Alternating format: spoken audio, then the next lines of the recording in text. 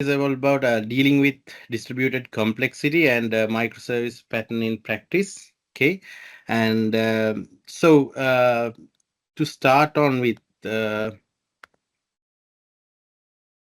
okay, so one of the key issues that arises early in 1990s was like they had the monolithic applications, like the applications were fully into monolithic application, like all the functional behaviors and everything was under one solution.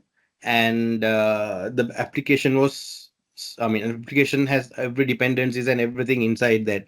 So I mean, this actually became increasing and I mean increasingly challenging, and it made a lot of tight coupling. So I believe that most of you guys have heard about tight coupling. Like it has dependency when it has dependencies to each other, it's very hard to resolve them. So that's where this coupling comes into play. So I mean, the people wanted to scale individual components separately, but they couldn't. I mean, they had the high business demands for each and every section in their business separately. I mean, when a certain feature is in a high demand, they wanted to have scale it properly. So those kind of things were not properly managed at that time. So that became an complexity around that time in 1990s. So after that, I mean, people identified like SOA, which is like service oriented architecture.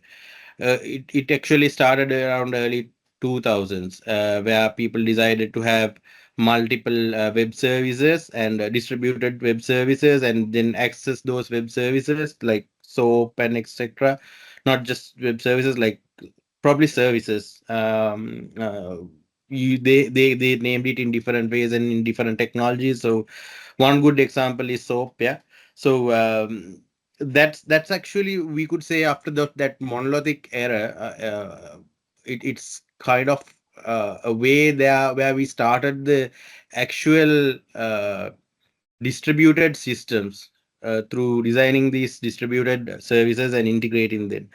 And thereafter, on the rise of microservices actually happened around late 2000, like 2008, 2010, probably. Like there, I mean, the people started talking about these microservices. Why can't we have these services separately deployed and scale it like separately? So mid 2000, the agile came into picture, where people thought that even when we're developing, we could develop a chunk of piece and just give it as a separate service.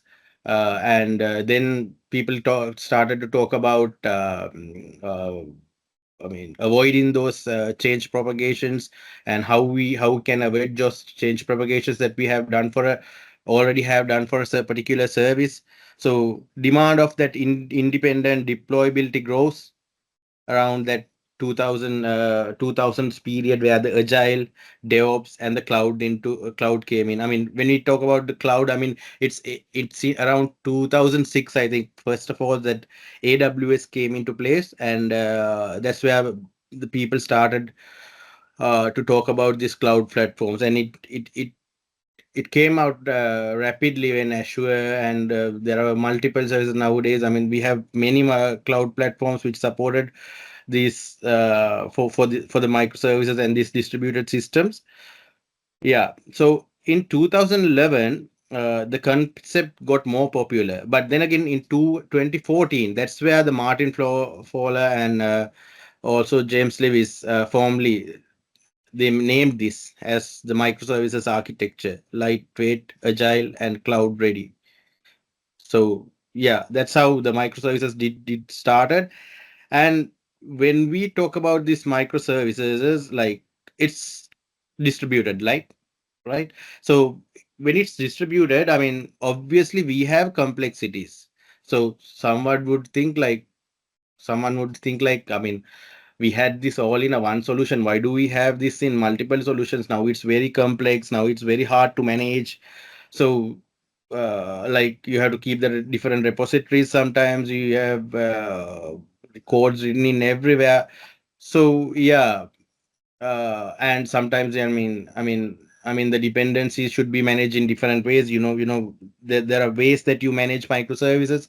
So when it comes to that, I mean there are a lot of problems that we are having with the distributed complexity. I have just named few of them down in here, like network unreliability. So if you have like multiple services, they you probably have to talk in between them through the network. So it could have the unreliability, latency, and sometimes partial failures as well, and eventual consistency. So and I mean it could have complex transactions. So you can't just have one single transaction. Sometimes you have to divide them into multiple transactions. Because of you're having multiple databases, and sometimes debugging makes it. Debugging is very hard. Like you have to have a proper structure to debug it, and you have to trace it properly. You have to manage correlation IDs. Like let's say for an example, when I say about the correlation IDs, let's say you are creating an order, right? The order would create there's an order service, and then there's also a payment service, right? So you need to have the correlation ID between the which the transaction get pushed from order to payment, right? And sometimes if you are sending an email, there's another service called email service. So that link in between the services should be maintained. So that's where you need those correlation IDs maintained. So it adds extra bit of complexity. That's why we call that distributed complexity, right? Rolling upgrades demand and backward compatibility, of course. So different systems, rolling upgrading and things are, it's really hard. Of course, the backward compatibility, you have to think about it because the services are managed differently. We are not just talking about different services with uh, the same framework or same language. It could be with different languages. So you could have different issues having that backward compatibility and etc. So in expanded security, definitely you have to expand the security. Like you have to manage the service to service calls properly, like the security between the service to service calls properly, and this communication communication should be secured properly. So every inter-service call in need to have those authentication and encryption where the data should be not lost and should not have access for any attackers. So yeah, those are the complexities that we have when it comes to microservices, like distributed complexity. Of course, we have like some patterns which we have introduced to mitigate these complexities. So patterns today, like building resilient on microservice ecosystems, like again microservices, it's a distributed services that we are talking about. The API gateway is one of the main methods that we are using in microservice architecture. And then the database per service. So basically, we are having, normally when we have services separated, we usually have database per service because, we don't want to couple the entities between each other, the responsibilities between each other. So I'll explain all these things like further in down in there. Like I'll just go through them roughly. Like the API gateway, probably uh, just you're having a one centralized routing, so the front end you can just easily access all the services through one central routing. And simply, not only that, the API through API got gateway, there's multiple things that you can do. Like you can control the trafficking and just scale properly. Like give the correct control to the correct container properly, and you can manage the authentication and authorization. So API gateway is far more thing. There's a lot more policies that you can add through API gateway, and there's many more advantages. Sometimes you can very really have less uh, like the common problems that you get, like authentication and authorization. So those things you can minimize when you go to API gateway. Like you have less complexity when you integrate that with API gateway. So another thing is a saga pattern which manage against the complex distribution transactions. So where it's a large topic actually. Saga comes. I mean, there are two main approaches. I'll describe to you guys when we go forward. I mean, the orchestration is one of them, and of course, choreographical is another way. So I'll explain all of them going forward. So another one is CQRS and event sourcing. Okay, the read write of the database and the event source handling. That how does that happens? The event. I mean, when you say events, just the partitions of that the main transaction. So how does those have been handled? The circuit breaker. I mean, one of the key things that we need is the resilience of the system. If you are doing a payment or anything, like to retry mechanisms and things are whether those are properly managed. So that's where the circuit breaker comes into play. And the stranger flag. It's kind of I think more than a pattern, it's kind of a way where you can migrate successfully migrate your monolithic system into microservices. So that's another pattern which is very useful when you're migrating an application from monolithic to microservice. Sidecar, it's actually support for operation needs like login monitoring and configuration. So it's better to have a separate service for that. I mean, we talk about them on sidecar. So let's move on to individual items of this, and let's dig into that and see what are the benefits that we are getting out of them. So the API gateway, the central entry point, the API gateway pattern serves a single unified entry point for like all the client requests, as I mentioned, and it acts as a reverse proxy. Sometimes it's sometimes to help the routing of the request, and also it just connect into the appropriate backend service and does the job for you. So beyond routing and all those things, I mean, it can do the authentication and authorization as I mentioned earlier. So I mean, caching, centralized governance, and many more things.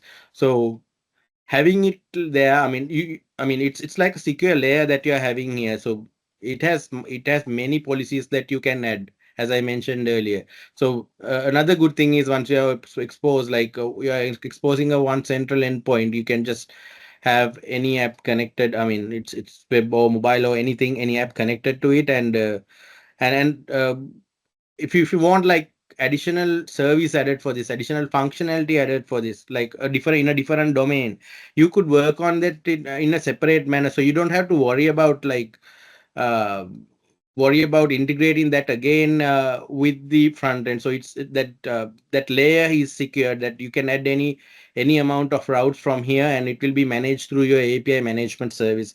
So that's the central entry point that we have, and which manages everything, like most of the things. I mean, governs everything, and which helps for like most of the security, reliability, scalability, and most of the stuff that's in the system. So it's always good to have that layer in front of all the backend components that you're having. And the next thing, of course, the database per service. So uh, so even though if you're having separate services, there's no use if you're having all these tables in a one database, right? And when we have that coupling inside our database, because then you have those data relationships in between the tables, and it still has that dependencies in between. So why we are having these distribution systems are to separate those dependencies, and we should be able to pick them up and deploy somewhere else for a different purpose that we want. So that's the main purpose of having a microservice actually. So in that case, we should it's far more good to have a database per service. I mean, I would say if you can't go for a separate database, it's always good to have a separate schema at least, and just maintain those relationships separately. I mean, just make sure that you don't have any cross schema relationships at all. So it would just decouple your service, and you could easily have that component out from, I mean, just separate it out from the other service. So each microservice maintains its own private and isolated database. So it ensures the dependencies of the development, deployment, and it shows the effective scaling. So that's one good thing. Like, I mean, if you have a separate database, you can scale that particular database separately, right? I mean, you don't have to worry about the whole database. The whole database does not get affected as well. So prevent, it's, as I mentioned earlier, it's prevent the tight coupling, right, allows the teams to select the optional database technology for each service. Like one good thing is like, let's say, if one service, if you think like, from the architecture perspective, if it's good to have no SQL for one particular service, where it increase the powerfulness of search, right? So then we can go for some NoSQL databases like Mongo or any other. So I mean, that's what you get. I mean, when you separate those services out, you get the ability to select your requirement per that module, right? The service that is required for you, and then enhance the service of autonomy. I mean, you can simplify the changes into your database. You don't have to have like complexity in your database. You can just have the only domain entities on your database and have minimum risk associate with your database. So those are the benefits that you get that when you go with the database per service. Right. Okay. Okay. I said, I mean, this is one of the important patterns that we have in, when it comes to microservices, right? So managing distributed transactions. So like, let's say I mean, you have something called order placing, and when you're doing the order placing, it's always good to have, like, as I mentioned earlier, I mean, in an example, let's say when you're placing the order, that event should be monitored somewhere, right? I mean, that should be, we should monitor them in somewhere. So the saga pattern actually has created manage, I mean, it has distributed transactions. Like for an example, when you're creating an order, the creation part could be managed on somewhere else, that payment part could be managed from somewhere else. So it's break down this large distributed transaction into very smaller chunks, I mean, very local transactions, and you can address those challenges differently, right, in and different databases. So I mean, when you're doing that, I mean, one thing that you, I mean, there are many ways that you can do that, right? I mean, one is the orchestration way. Like, you can just have those events separately manage but orchestrated. Like, one of the services we have for that orchestration is Kubernetes service, and there's many more example like Kubernetes. I mean, that's where we do, like, the Kubernetes is actually used for the container orchestration. So likewise, if you're having the container separately, you can have that container orchestration. And the other thing is the choreographical one.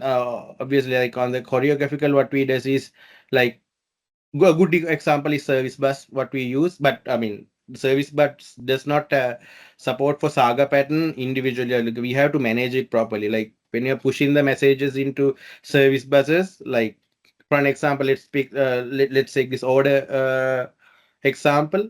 From the when you're creating the order, once the order is created, you can just push a message to the next service where the payment should be handled. Oh, I'm just giving an example.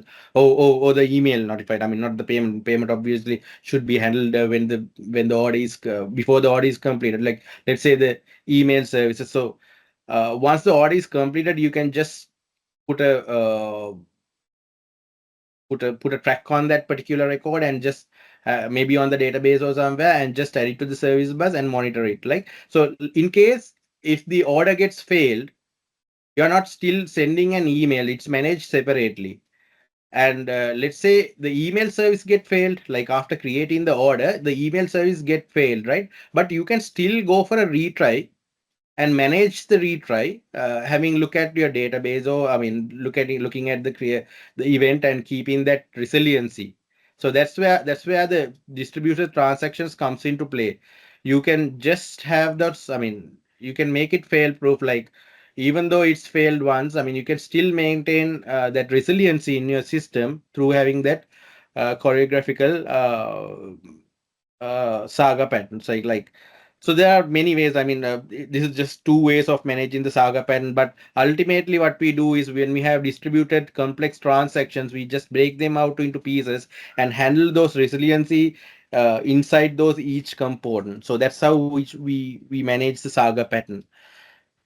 All right. Okay. So when we go to the next one, it's a CQR and event sourcing. Okay. CQR is all about like command query responsibility segregation. So basically separating out the reads and writes, right? And there's uh, let's say basically if you're having many updates and inserts in your database, still it's good to and when it's affecting for the reads, then it's obviously one good way of having ease is like separating them out into two databases. Like you can have the resiliency to that, like separating those two operations in a two different ways. Like you can have two databases as well, but you can have it separately on separate you can separate those transactions with different context, so it would be managed separately. And the writing can be handled in a different way, and that's where the event sourcing comes into place. So you can just as I mentioned earlier, the transactions are split down into small chunks, and those transactions could be added into event handler, and those could be persist on a database. So those those events are like chunked into pieces, and those are managed separate. So that's what the event sourcing basically does for us. And the benefits of these is like it would definitely, when you have the reads and writes separate, you'll have the improved of your improved performance as well. And it's totally decoupled. You can decouple the read and write. And when you have the event sourcing, you have a complete audit history of the things that are getting updated after. When you have the transactions, the steps are break down into your event handler. Then you have the audit of the thing of the history and all the changes there, and it simplifies the complexity. You don't have the everything written under one hood, like having those domain logics and business events and everything under one hood. And it also facilitates for integration with other services, like when you publish events, you can just easily integrate it with other systems, like saying that this one has been completed, so that the if you want to integrate the particular system with other system after a completion, simply you can just have that integration in here. So the next one is the circuit breaker. Circuit breaker, it's actually it's more into a resilience, where one of the the backend people might know about this, like one of the key libraries that support for it in .NET is the Poly. So how the circuit breaker work is like, let's say if you have an endpoint which gets failed inside your workflow, where the API calls are going on. But what it will do is it will just check whether that it will like act like an electric circuit breaker, as I may have mentioned in here, like preventing the application from failing, rapidly trying to connect into that service. And uh, and then what it be- I mean and making it fail. And what it would do is it would just uh, call the service continued. It will have a threshold, like it will just try several times and see whether it's getting failed. And it will keep a timeout, and it will keep its half open state, and it will wait for some time, and it will try again to see whether the service is working. If the service is working fine, it will just be normalized. Like it will go through it will continue the operations, and it will just try to uh, push them as much as possible. So that resilience is what we call, like, when a request comes, it never gets fail, but still the fail proof is there. Like it will retry in some time, and it will be there, like hanging out for some times. We can just put a threshold there. After the threshold, we can make it fail, but until that the resilience will be there. For one of the problems that we talk about earlier, when we talk about the distribution problem, was the network issues that we could come, like, this is one of the good solutions that we could come up for those kind of issues. Okay. Right. Okay, the strangler fig, as I mentioned earlier, when you are migrating from monolith to a microservice or distributed architecture, how can we safely migrate into a such architecture? Like we can't go, I mean, if there's something, if a monolithic application that we are working on is already on production, we can't just move everything and refactor everything and deploy that into production, right? So what we need to do is we need to go step by step. So the strangler fig is where it says like you need to separate out proper domain specific, like separately, and then gradually replace one by one the functionalities of that microservice into separate items, and just design them how we are going to deliver those things when you're right giving the complete rewrite. Okay. And yeah. Okay, the next one, the last one, actually the seventh one, sidecar. So now when you're using microservices, there could be like many common services like logging and monitoring and so many infrastructure things which are common, right? So what we are doing here is like we are trying to separate it out to a one service so every service can use it. Like a good example is email service, right? And so then we know this common problem has been resolved from one endpoint, and that does not have any impact on the others. Like it's totally decoupled, right? So if you want to send an email, you just have to call the email service. So if you want to add a log, you just have to add a log. So I mean, some of you might already know, like we even use for the monitoring purposes as well for the metrics and etc. So it's in a separate service. Like it's totally like decoupled from your business logic, right? Because you don't want to have those things included in your business logic. Logic should have the domain and the functionalities. I mean, it should just deal with the domain and the functionalities align with the system. All right, okay. So that's about the sidecar. So, I mean, those are like the basic seven um patterns that we could see. Of course, there are some anti patterns and etc. that you could more find. I mean, there are so many patterns that microservices use, but these are some famous ones that's been used in the industry. Okay, the microservice in action. So, which products just the microservices has been used? I mean, Netflix got more than 500 microservices. They have microservices more than 500, like distributed. I mean, I think it's regionally as well. It's it's it's totally different, like regionally different services that they have, and it's been managed in a really. It's one of the. I mean, I think Netflix is the most famous one out of the microservice used ones that we have. And then we have the Amazon, the Spotify and beyond. So these are the main ones that we got, like which uses the microservices. And yeah, platform 100 of Microservice, enable rapid innovation and global scaling. Yeah, the Amazon. And then Uber has as well the Spotify, Uber, and there's many more which uses this kind of microservice and architecture. Okay, the future of microservices, evolving architecture, like for the agile innovation, how can it remain like the microservice will remain mainstream architecture choice? I mean, even though I mean from 2014 onwards up until now, people are talking about different architecture patterns, but it all combines with microservice architecture. Like for an example, I mean, event-driven architecture, domain driven architecture, all those are bind with this. Microservices architectures, like so it will just definitely continuous evaluation is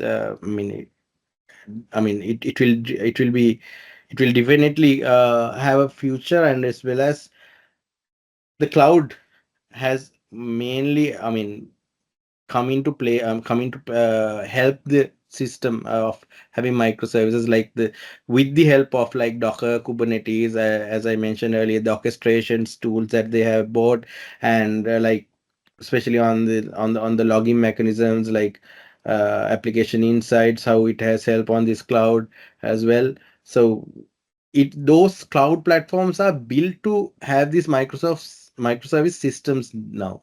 So that's where the every party is coming up for microservices. Like they think that, I mean, the in terms of businesses, people tend to go for this because it minimizes your most of the problems. Like, I mean, it could be from the cost perspective as well. If you have to just, like, let's say if you're having a business and your business most important part is just the payment part, right? So in that case, the you can just separate the domains out like into separate pieces and just scale that payment part, because there, I mean, the load is actually dealing with the payment, right? So that's where it's very important for the business as well in terms of cost and everything. So definitely microservice, it's just an evolving architectures with that agile innovations that we have for future. Okay, key takeaways and next steps. Okay, so one thing that I want to say is like it's a revolutionary software development. I mean, this has been addressed by many people throughout these years, and but none other than Martin Fowler. I mean, he's the main guy who talk about this. I mean, even now you can see many more documents that he has written and as mentioned about him as well regarding the microservices. So if you want to read anything about the microservices and the pattern application, I mean the architecture patterns related to microservices, it's I would recommend to read Martin Fowler's architect. I mean, just go through his website as well, where it has a lot of articles about he writing about this microservices and extra. And then again, not only about microservices. He has, I mean, if you really want to study about different architecture patterns and proper software architect, I mean, designs and everything. So it's I would recommend to follow him and follow his uh, essays and etc. So yeah, that's all I guess. I hope it makes sense for most of you guys, and it's time for answer the questions if you have any questions.